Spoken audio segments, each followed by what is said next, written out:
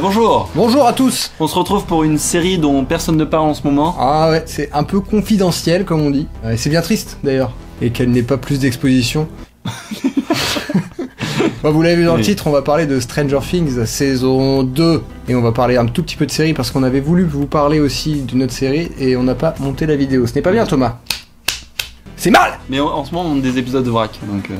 Ah oui, hein, si vous ne l'avez pas vu, il y a eu 3 épisodes au cours du mois d'octobre. Donc on va vous parler de Stranger Things saison 2 si vous n'avez pas vu... quoi Stranger Things. Si vous n'avez pas vu la première saison, bien évidemment... C'est bien d'aller la voir. C'est bien d'aller la voir, on ne nous a pas fait de critique de la première saison, mais c'est une série et une saison que l'on avait... Bien aimé. Moi, adoré, personnellement. Je peux dire le mot adoré. Et ce sont des enfants dans les années 80 qui perdent leur copain dans la première saison. Il a disparu, il est... On ne sait pas, on ne sait où. On sait qu'il y a une sorte de monstre. Mais on sait qu'il existe une sorte de monstre qu'on appellera le Demogorgon, faisant référence à Donjons et Dragons, et faisant référence parce qu'il y a une multitude de références à une multitude de choses. Voilà, et donc la saison 2, c'est la suite de cette première saison. Avant de spoiler tout le temps, qu'est-ce qu'on a pensé vite fait de la saison 2 ? Moi, je l'ai préféré à la première. Ah, ouais, c'est parce qu'il y a... Carrément, je suis resté dans mes bons souvenirs, quand même dans une bonne petite couette. J'ai beaucoup aimé cette deuxième saison aussi, mais je sais pas si je l'ai préférée ou pas. J'aurais dit de but en blanc, non. Mais en fait, il y a deux parties vraiment dans la saison. Il y a le moment, toute la première partie, je trouvais que c'était du niveau de la première saison. Mais là, les 3 derniers épisodes, en occultant le 7, sont tellement dingues. Et la dernière fois que j'avais eu ce sentiment avec une série, c'était Game of Thrones. On était ouah. Et là, j'étais ouah, à fond. La particularité, c'est que comme elle est diffusée sur Netflix et qu'on a tout d'un coup, c'est une série, la première comme la deuxième, où on la mange très très rapidement. C'est-à-dire que normalement on attend une semaine par épisode, des fois il y a des trous de 2 semaines et on fait « Oh mon Dieu !» là, avec la fin des épisodes, ça aurait été...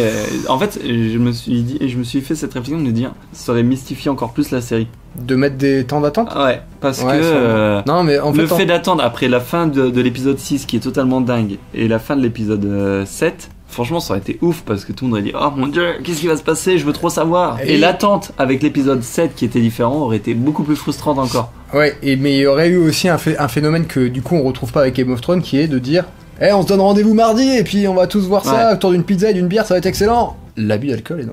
C'est vrai que là c'était plus je suis chez moi et du coup je fais je me rappelle, on s'était dit on le regardera ensemble et ça sera marrant. Et là du coup on a juste comme des gros porcs. On n'a pas le temps. On regarde tout et puis. C'est vrai, c'est tout le monde qui avait ce truc là. Et ça c'est un peu triste et c'est dommage. Si vous voulez, on va faire un petit peu de pub si vous voulez avoir un rapport plus théorie et explication et métaphore sur la série, on vous conseille d'aller voir la chaîne de Captain Popcorn, notre copain Sylvain. Et on va la noter, comme ça vous pouvez aller voir, parce il a fait 2 épisodes où il parle de l'épisode 1 à 4, ensuite de l'épisode 4 à 9 jusqu'à la fin, et il fera apparemment une vidéo où il parlera des théories sur la saison 3, et ce sera sans doute très intéressant. Salut Sylvain.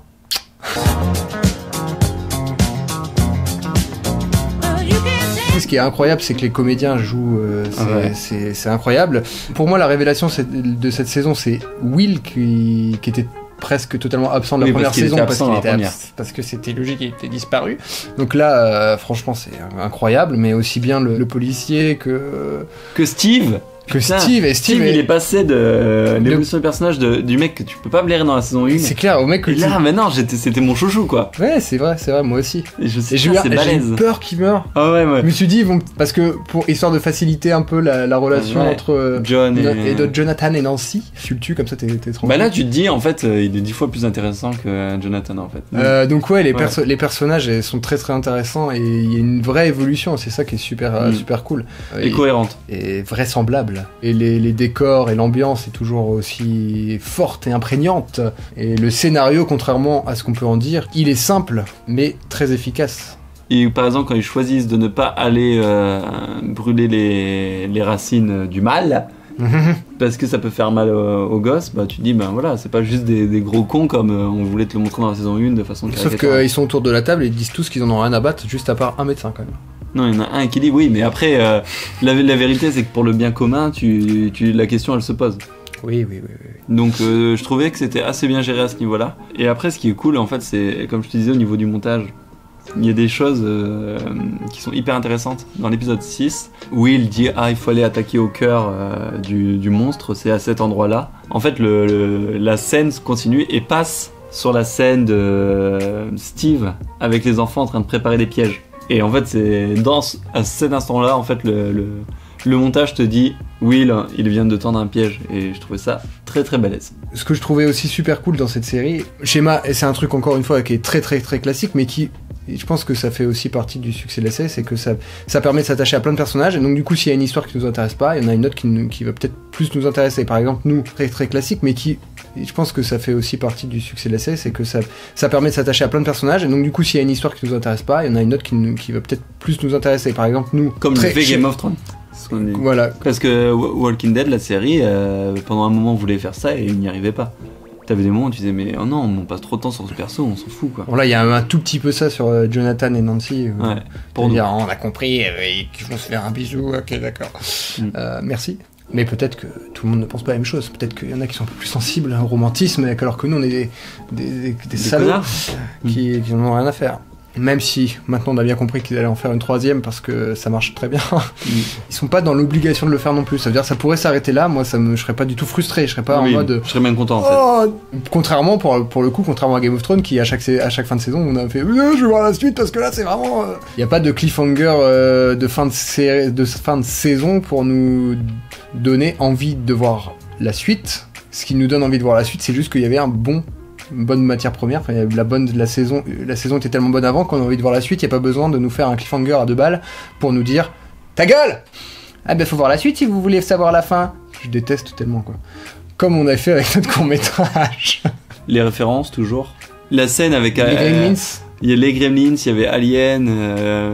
Ah non, vraiment, elles sont flagrantes en fait. Je trouve ça drôle. Là où il y a une grosse référence, c'est vraiment musical quand Dart, il s'enfuit et ta musique, c'est quasiment celle des Gremlins quoi. Et la scène dans le tunnel avec les scientifiques, avec les points qui arrivent et eux qui se font tous buter les uns les autres sans voir, avec les mecs en train de voir à la caméra de l'autre côté, mais exactement la scène d'Alien 2, mais c'était cool. C'est une bonne scène. La mort de Bob. Ah oui. La mort de Bob, elle est ouf. Vraiment, la scène, elle est bien. On est tenu en haleine du début à la fin. Parce que même si Cyril m'avait dit, en ayant vu les 2 premiers épisodes, lui va mourir. Je suis sûr qu'il y a un personnage qui va mourir, c'est lui. Et que moi, du coup, je me disais, il va mourir alors, il va mourir. Il y a quand même le doute qui subsiste. Ouais, en fait, au moment de la scène, vu que je pensais qu'il le ferait mourir, bah, j'étais quand même en train de dire, ah si, il peut se sauver. Allez, mais parce que souvent dans ce genre de scène, si ça avait été Will, le personnage à ce moment-là, j'aurais dit bon, ou Mike, j'aurais été sûr qu'il survit et du coup il y aurait pas du tout eu d'enjeu. Là, le fait de pas du tout savoir s'ils vont le tuer ou pas, même si j'avais mon idée, j'ai trouvé ça hyper cool parce que souvent on sait déjà le destin des personnages au moins. Même si il était obligé de sortir de la porte en souriant comme un con, au lieu de courir tout simplement avec sa meuf et puis de se casser. Non mais alors là. Oui. En tout cas, les morts les plus marquantes dans des séries sont faites par des Sean.